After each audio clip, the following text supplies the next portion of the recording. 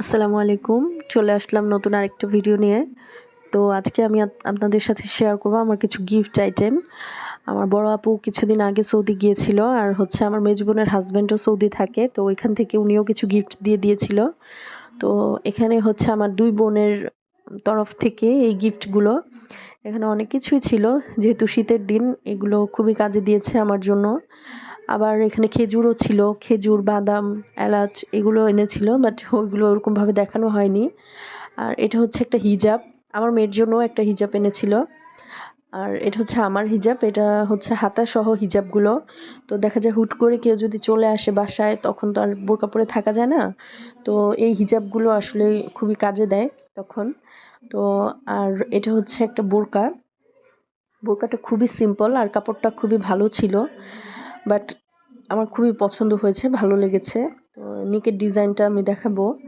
খুবই সিম্পল ছিল, বাট খুবই সুন্দর, আমার ভালো লেগেছে, বিশেষ করে কালারটা। তারপর হচ্ছে তো বিকেলের জন্য আমি কিছু অর্ডার দিয়েছিলাম সি ফুড। তো এখানে ছিল স্কুইড ছিল, কাঁকড়া ছিল, বেবি কর্ন ছিল, মাশরুম ছিল, অক্টোপাস ছিল। তারপরে হচ্ছে এই যে এটা হচ্ছে বেবি কর্ন। তো মাশরুম হচ্ছে আমার ঘরেই ছিল, তো এই জন্য আসলে আমি মাশরুমটা ইউজ করেছি। আর এই যে আমি এগুলো ভালো করে আলাদা আলাদা করে আমি লবণ দিয়ে ভালো করে ধুয়ে তারপর হচ্ছে এই যে এগুলো একসাথে করেছি। এখানে আমি কোয়েল পাখির ডিমও ইউজ করেছি, কিন্তু কোয়েল পাখির ডিমটা আমি আলাদা সিদ্ধ করে নিয়েছি, যেহেতু সব কিছু আমি ছোট ছোট করে কেটেছি। তো আমার মনে হয়েছে বড় মানে মুরগির ডিমের চেয়ে কোয়েল পাখির ডিমটাই ভালো লাগবে। এই যে এগুলো স্কুইড ছিল, আমি সব ছোট ছোট করে কেটে নিয়েছি। তারপর হচ্ছে আমি এখন এগুলো রান্না করব। তো আমি অনেকগুলো ভিডিওতে আমি দেখলাম, অনেক রেসিপি দেখেছি যে ওনারা হচ্ছে ভালো করে লেবু দিয়ে হচ্ছে এই সি ফুডগুলো হচ্ছে এগুলো ভালো করে হচ্ছে সিদ্ধ করে নেয়। তো এই জন্য আমি এখানে কিছু লেবু দিয়ে দিয়েছি আর এগুলো ভালো করে সিদ্ধ করে নিয়েছি। তো এই যে দেখেন, গরম পানির মধ্যে দেওয়ার পরে একদম খুব সুন্দর একটা কালার আসে, একদম পুরো সাদা হয়ে যায় সবগুলো।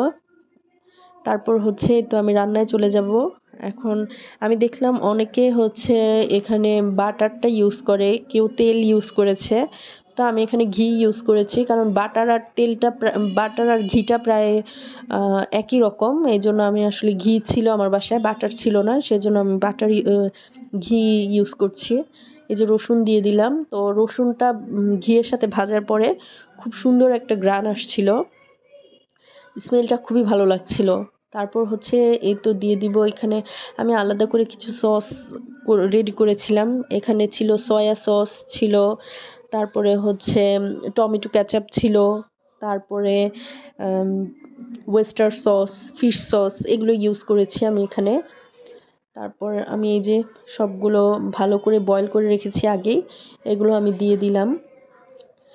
এখন ভালো করে হচ্ছে এই মশলাটার সাথে আমি ভালো করে কষাবো। এখানে আমি আলাদা করে একটু জিরা গুঁড়া দিয়েছিলাম, মরিচের গুঁড়া দিয়েছিলাম, হলুদের গুঁড়া দিয়েছিলাম। তারপরে এই তো ভালো করে একটু কষিয়ে তারপর এখানে আমি একটু পানি দিয়ে দিব। যদিও এগুলো সিদ্ধ করা, তারপরও আমি এখানে একটু পানি ইউজ করব। এই যে কোয়েল পাখির ডিমগুলো দিয়ে দিলাম। তারপরে হচ্ছে এই যে আমি এখানে একটু পানি দিয়ে দিয়েছি। তারপর কর্নফ্লাওয়ার, অল্প একটু পানিতে কর্নফ্লাওয়ার গুলিয়ে তারপর এই কর্নফ্লাওয়ার গুলানো পানিটা হচ্ছে আমি এখানে ইউজ করব এখানে থিকনেসটা আসার জন্য। তো এই যে অনেকেই ইউজ করেছে, আবার অনেকেই করেনি। তো আমার মনে হলো যে ভালো লাগবে, তো সেজন্য আমি এখানে ইউজ করলাম। এই যে এই হচ্ছে ফাইনাল লুক। যাই হোক, দোয়া করবেন আমার জন্য। আল্লাহ হাফেজ।